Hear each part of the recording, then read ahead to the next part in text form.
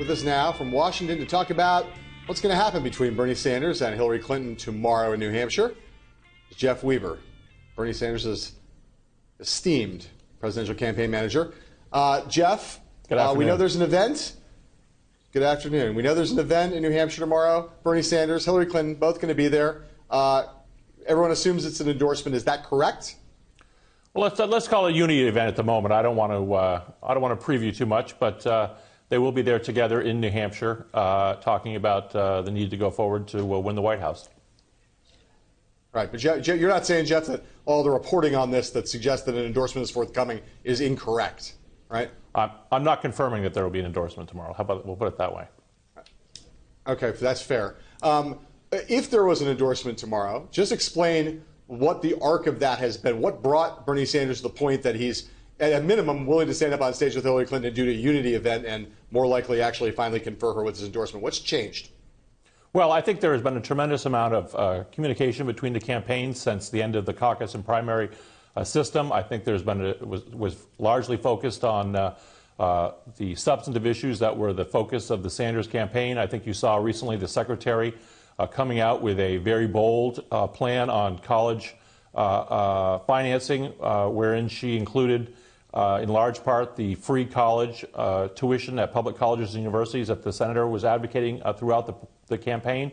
I think you saw just this Saturday that Secretary came out with another bold plan to deal with primary health care in this country, to double the amount of money in federally qualified health centers, to support a public option so that all consumers have the option to buy insurance right from the government and not from the private health insurers.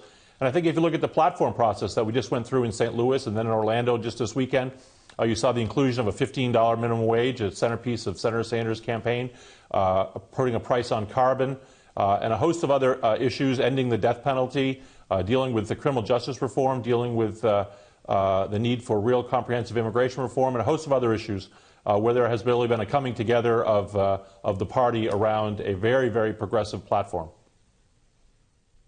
Jeff, I've seen lots of people who run hard, as your friend Bernie Sanders did, and then come up short, who take a while emotionally, psychologically, to be ready to say it's over. Is Bernie Sanders come to that point where he's sort of given up the notion and that he's going to be president?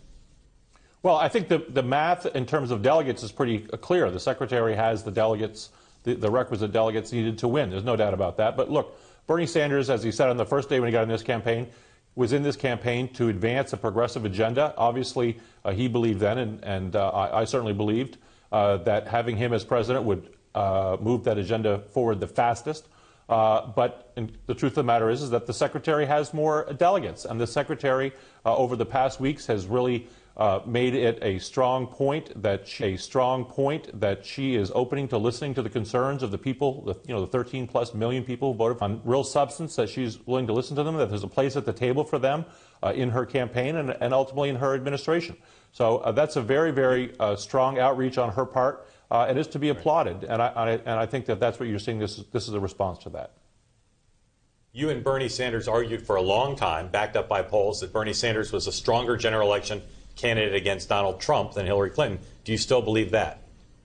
Well, I haven't seen any recent polling on that, but that's really at this point beside the point. The point is that there's going to be Hillary Clinton and Donald Trump in the general election.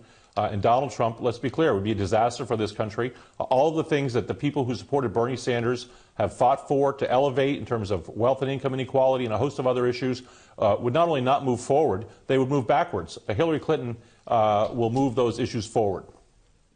Jeff, we, like everybody in the world, spent a little time today talking about the vice presidential sweepstakes on both parties. But when people talk about who Hillary Clinton might put on the ticket, almost no one talks about Bernie Sanders. Does that bother him that he's not considered a front runner, a short lister? No, look, Bernie Sanders is not in this for ego. This is about, again, moving forward a progressive agenda. As you know, he is a U.S. Senator from the state of Vermont. He's very proud of that position. And he will continue in the future as a senator from Vermont, where he will work, hopefully, with the new administration to advance these policy agenda items: the free college, free tuition at public colleges and universities, reforming health care, ending the death penalty, raising the minimum wage. And he can do that most effectively from the Senate seat, I believe. Yes. Right, you think so. So, Jeff, you're saying given a choice, he thinks he can do more good for the agenda by staying in the Senate. So if he were asked to be Hillary Clinton's running mate, he'd say no and stay in the Senate? Well, that's a hypothetical that no one's been presented with. So, but I do think that he will be an extremely effective senator going forward, given his national profile and the millions of people who have supported him and who will continue to support him. Look, let's be clear. The political revolution that he called for, it does not end in Philadelphia, or it doesn't end in November. It continues on, and we hope to keep these millions of people activated, fighting from the outside, while we help to elect people on the inside to advance this agenda. So this is an inside-outside strategy. Senator Sanders will be one of the people on the inside, but still leading people on the outside to push this agenda forward. So, Jeff, one element of this political revolution was opposition to TPP. That was one. You guys won a lot, as you pointed out earlier, in terms of the platform, but you lost on that. Are you guys going to take that fight to the floor of the convention in Philadelphia? Minority Well, report? we didn't get express reference to the TPP, but inside the platform is laid out a whole list of standards that trade agreements have to meet in order to pass muster within the Democratic Party. And certainly the senator believes that the TPP does not meet that standard, and he will certainly continue to fight the TPP in the Senate going forward. The secretary has also said she is opposed to the TPP, and he expects to fight with her to stop it.